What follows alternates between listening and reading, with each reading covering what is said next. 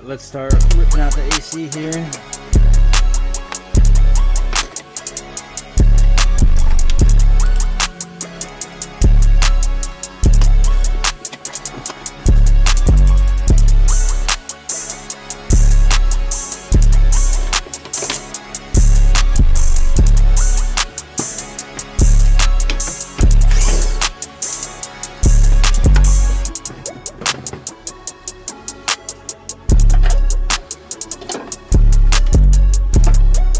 So much extra BMW nonsense.